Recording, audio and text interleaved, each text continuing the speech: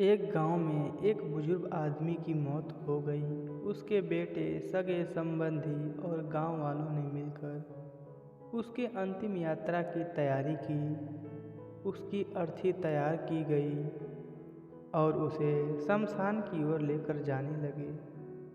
अभी वो कुछ दूर ही पहुँचे थे कि वहाँ पर एक दूसरे गांव से आदमी आया।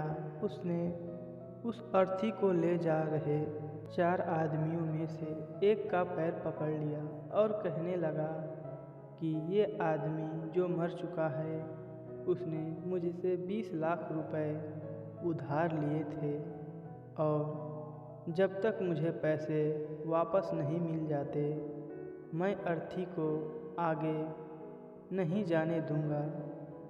मृत व्यक्ति की बेटों ने उस आदमी से कहा कि पिताजी ने कभी इस कर्जे के बारे में हमसे जिक्र नहीं किया, इसलिए हम तो यह कर्जा नहीं देंगे। जब बेटों ने ही मना कर दिया तो उस मृत व्यक्ति के भाइयों ने भी कहा कि जब बेटे ही मना कर रहे हैं तो हम भी इस कर्जे की जिम्मेदारी नहीं लेने वाले हैं। शमशान यात्रा में शामिल कोई भी आदमी पैसे देने के लिए राजी नहीं हुआ।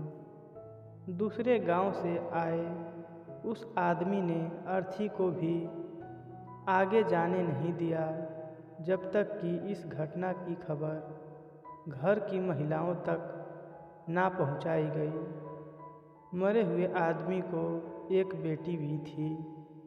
उस तक यह खबर पहुंची तो उसने एक पल भी ना सोचते हुए अपने सारे जेवरात और कीमती वस्तुएं लेकर वहां पर पहुंच गई और उस आदमी को वह सारी चीज़ें देते हुए बोली, आप इन चीज़ों को बेचकर पैसे ले लीजिए। अगर कुछ कम पड़ेंगे तो वह भी मैं आपको धीरे धीरे लौटा दूंगी, लेकिन मेरे पिताजी की यात्रा को मत रोकिए। इस घटना को देखकर सारे गांव वाले दंग थे।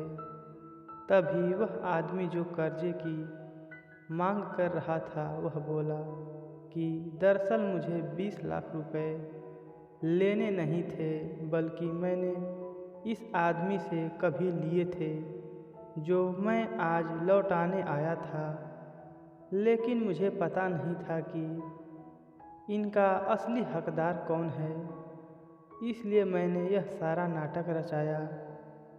मैं जान चुका हूँ कि मरे हुए आदमी का सच्चा हितैषी ना उसके बेटे हैं, ना उसका भाई, बल्कि उसकी बेटी है।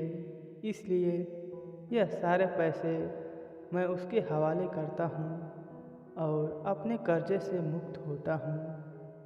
थोड़ी ही देर में जो घटना घटित हो चुकी थी, उससे बेटों के, भाइयों के और बाकी रिश्तेदारों के सर शर्म से झुक गए।